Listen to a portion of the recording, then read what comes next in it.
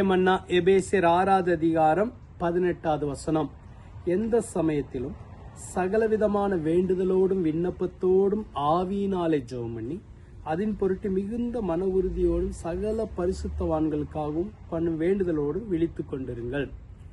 இங்கு இந்த வசனம் நமக்கு இன்னொரு ஆலோசனையை கொடுக்கிறது. நம்முடைய யுத்த களத்துல எப்படி ஜெயத்தை காண்பது என்று. இந்த ஆலோசனை என்னவென்றால், எந்த சமயத்திலும் சகலவிதமான வேண்டுதலோடு விண்ணப்பத்தோடு ஆவியினாலே ஜெபம் பண்ணி. பரிசுத்த ஆவியானவர் நமக்கு ஜெபிக்க உதவி செய்கிற ஆவியானவர். பரிசுத்த ஆவியினாலே நாம் ஜெபம் பண்ண வேண்டும் என்று இந்த வார்த்தை சொல்லுகிறது. எந்த சமயத்திலும் வேதத்துல சொல்லப்பட்டிருக்கு. சில நேரங்களில் நாம் வேண்டிக் கொள்வது இன்னதென்று அறியாது இருக்கிறபடினாலே ஆவியானவர் தாமே வாக்கு கடங்காத பெருமூச்சுகளோடு நமக்குள்ளாக இருந்து நமக்காக வேண்டுதல் செய்கிறவர். கர்த்தர் நமக்கு பரிசுத்த ஆவியானவரை கொடுத்திருக்கிறார்.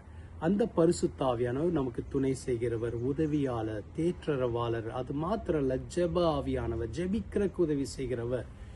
ஆகவே நீங்க ஆவியினால நிரம்பி ஜெபிக்கும் போது உங்களுடைய யுத்தங்களில ஜெயம் எடுக்க முடியும். அதற்கு ஆண்டவர்கிட்ட நீங்க என்னுடைய ஆவினால் என்னை நிரப்புங்க, உங்களுடைய வல்லமையினால் நிரப்புங்க. இந்த பிரச்சனைக்கு எனக்கு எப்படி ஜெபிக்கணும்னு தெரியல, எனக்கு சொல்லி கொடுங்க. அப்போ பரிசுத்த ஆவியானவர் நமக்குள்ளாக எப்படி ஜெபிக்க வேண்டும் என்கிற ஒரு ஆலோசனையை கொடுப்பா. உங்க இருதயத்துல அது தோன்றும். அதன்படி நீங்க ஜெபிக்கும் போது அது வெற்றி கிடைக்கும். ஆகவே இன்றைக்கு பரிசுத்த ஆவியானவர் உங்க கூட இருக்கிறார், உங்களுக்குள்ளாக இருக்கிறார், உங்களுக்கு துணை செய்ய ஆயத்தமாயிருக்கிறார்.